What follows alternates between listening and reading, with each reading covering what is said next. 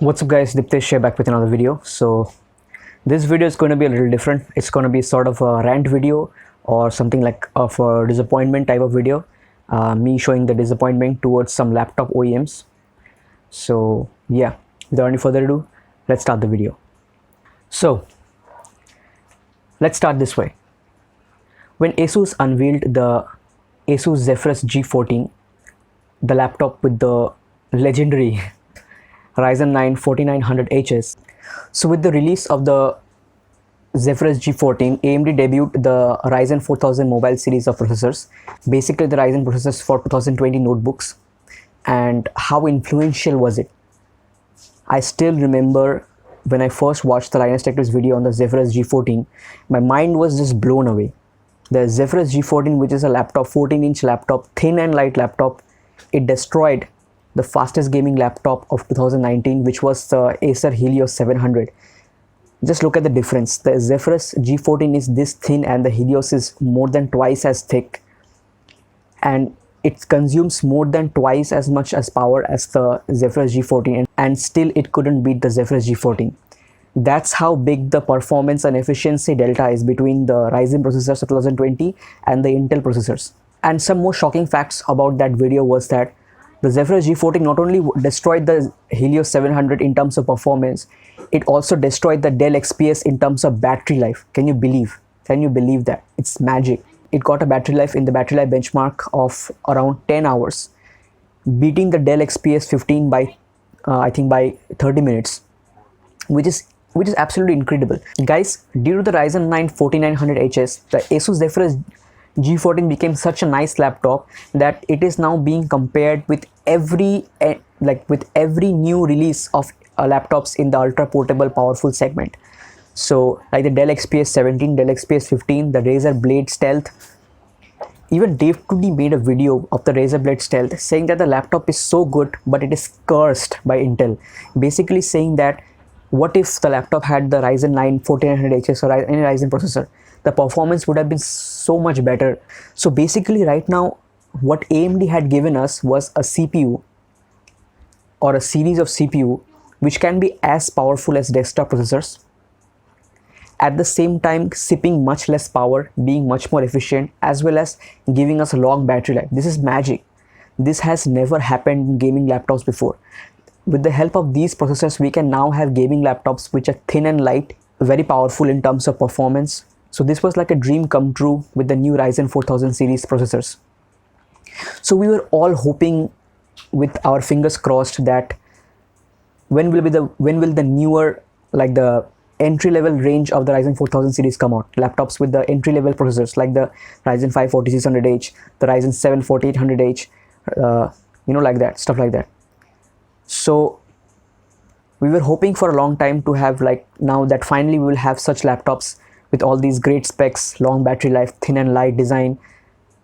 But guys, what has happened? What's going on with the industry right now? What are the good AMD Ryzen 4000 laptops that have come out? Is there any proper AMD 4000 series laptop except the Zephyrus G14?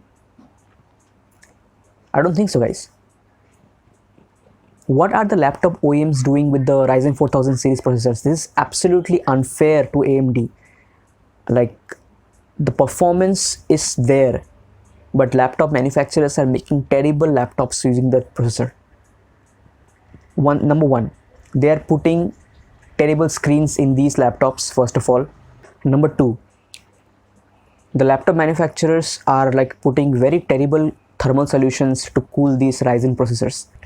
Guys, you tell me, if the laptop manufacturers are using a heatsink which is this thick for the Intel CPU, then why are they not using that same heatsink or a heatsink which is slightly thinner for the Ryzen CPU? In fact, what they are using are very terrible looking thin heat sinks. They are not even using 3 heat sinks. Most of the time they are using like 2 heat sinks, and they are using 2 shared heat pipes and 1 dedicated heat pipe for the GPU, which is not enough, guys. You have to understand, the base level Ryzen high performance series has 6 cores and 12 threads.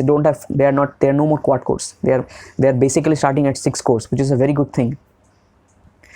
So on one side, the laptop OEMs are using good heat sinks for the Intel CPUs to cool them, because the Intel CPUs need those heat sinks, otherwise they will overheat like crazy. But they're not using the same heat sinks for the AMD CPUs. Now guys, think, what if they would have used the same heat sinks for the AMD CPU? The AMD CPUs would not even have heated even a bit. Like, they would have stayed at 75 degrees centigrade for the whole time. The only few like the mainstream manufacturers which have used good heat sinks and good thermal design for the Ryzen CPUs is one Acer and the other one is HP. So HP has used the same heat sink they are using to cool. It's the same thermal solution to cool the Intel CPUs. They have used the same thermal solution for the Ryzen CPUs, and the Ryzen CPUs are not even heating. The same thing with the Intel. Same thing with the Acer Nitro 5 2020. They are using 4 heat sinks to cool the Intel processors, and those 4 heat sinks are able to cool the Ryzen processors even more. The Ryzen processors are not even heating, like going up to 75 degree to 80 degrees centigrade, which is absolutely fantastic for a 6-core 12-thread CPU. But what about other manufacturers? What about Asus? Look at the Asus Zephyrus G14, such a great laptop. But what about the budget series, the Asus TUF? They are using a motherboard with a thermal solution that does not even cover the VRMs. This is absolutely madness. The laptop back, the bottom of the laptop, barely has any ventilation to cool the CPUs. The Ryzen 7 4800H is available in the Asus TUF A15 with barely any ventilation in the bottom of the laptop. Why? Why is it so? The 4800H, I get it that it's a 7nm CPU, very thermally efficient, it's very efficient CPU, but still it's an 8-core 16-thread CPU with performance like crazy. Basically the Ryzen 7 4800H kills the Intel Core i9 10th generation. So if you're using a thick heatsink to cool the i9 10th generation, why don't you use the same heatsink to cool the AMD CPU? This is just unfair. This is basically unfair treatment towards AMD.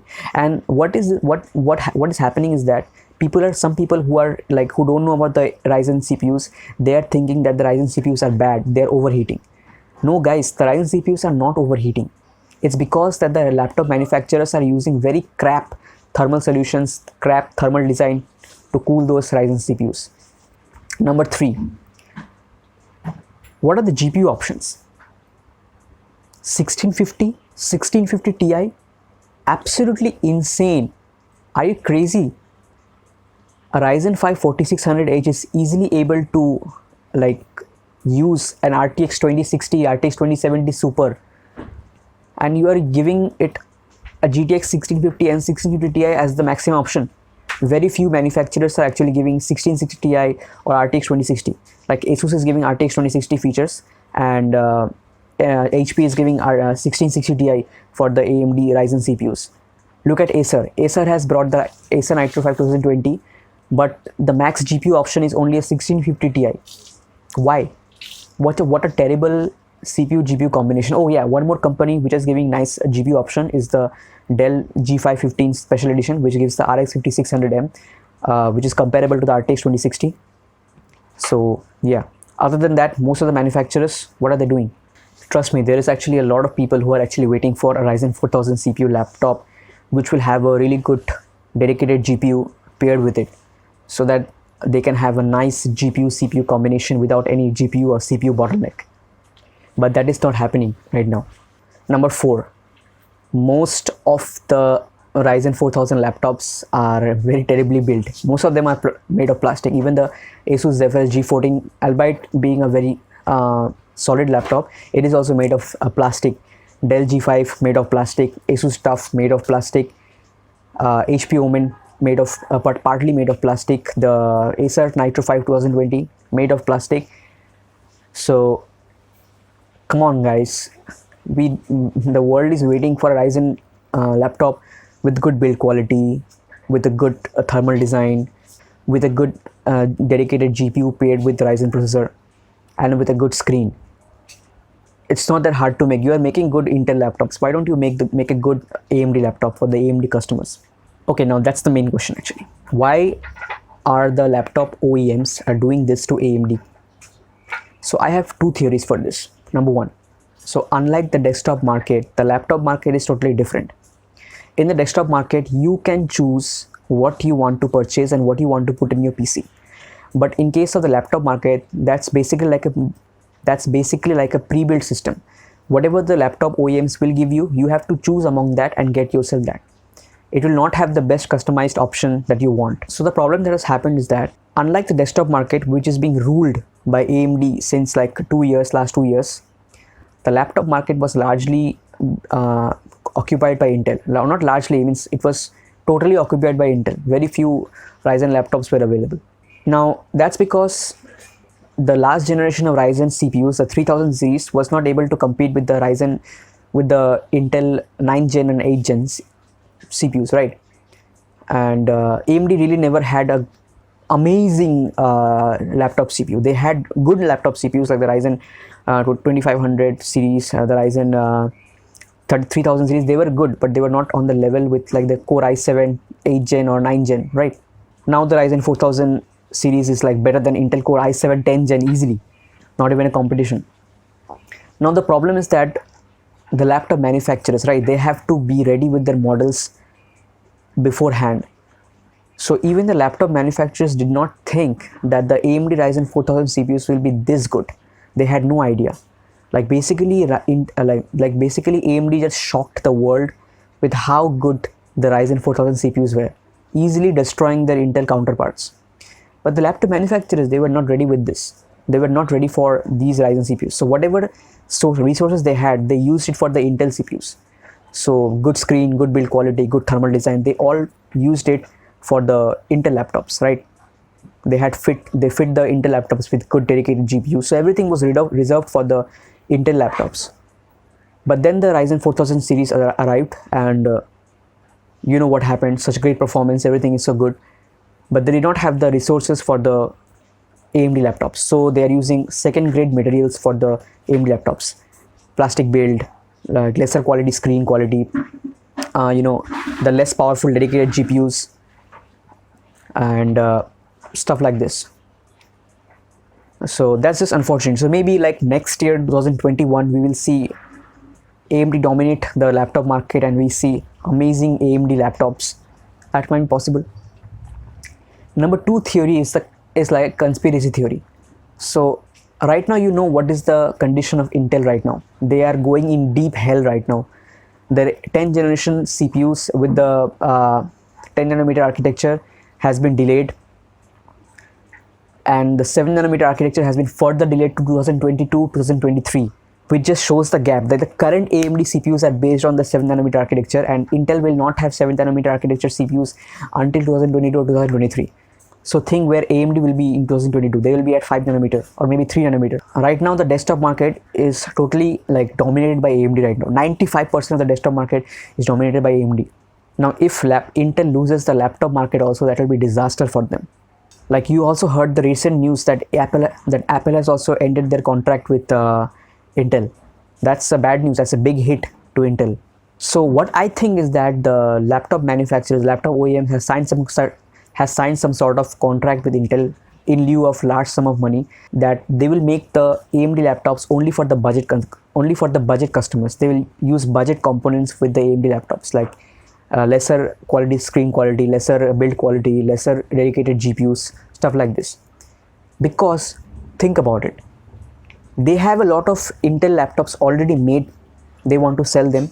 Now if they make the AMD laptops as good as the Intel laptops, if they fit the AMD laptops with as good screen, with as good thermal solution, with as good dedicated GPUs, who's going to buy the Intel laptops? Trust me, like you tell me. If you have a AMD laptop and you have a Intel laptop, both with same screen, same display, same build quality, same dedicated GPU, everything is same in between the laptops. One is having an Intel Core i5 10th generation, one is having Ryzen 5 4600H. One is having an Intel Core i7 10750H or a 10875H, and the other one is having Ryzen 7 4800H or maybe the Ryzen 9 4900HS. Which one will you buy? Obviously you'll go for the Ryzen CPU because it is much more power efficient. It's much more powerful. It gives much more performance. So you will not buy the Intel laptops, and those Intel laptops will stay in the shelf of the manufacturer's place and they will not sell. So laptop manufacturers will inflict themselves with a huge loss. And one more big thing that I forgot to address, guys, what are these laptop pricings in India? It's absolutely pathetic. Guys, 1650 Ti, which is barely an upgrade over the 1650, is being charged extra 10,000 rupees. Manufacturers are providing laptops with 1650 Ti and charging 75, 76, 77,000 rupees for that.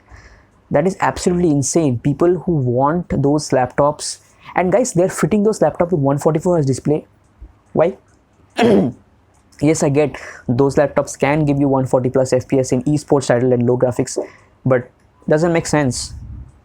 And one more thing, they are giving you the nice GPU options, but they're not giving you the nice screen options, the nice high refresh rate options, which is another anomaly, which is I don't get the idea what's going on.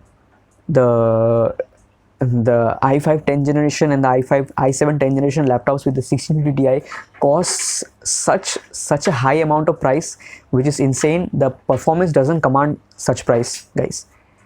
1650 Ti should be available in laptops at maximum 65,000 rupees, not more than that.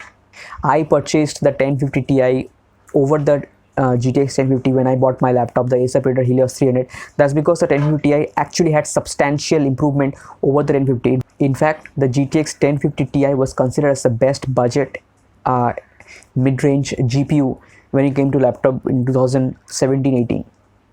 So I bought it over the 1050 because I knew the performance was worth it. But what about the 1650 Ti versus 1650? 1650 Ti is not worth over 1650, not worth at least 10,000 rupees more over 1650. So these are some really strange options that is being provided with the OEMs.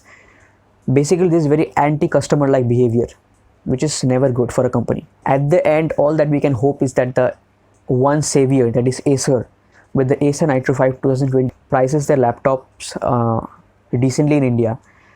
So a Ryzen 5 4600H with the GTX 1650 or the 1650 Ti at 65,000 rupees maximum would be an absolutely great deal, because the Acer Nitro 5 2020 is built really well, right?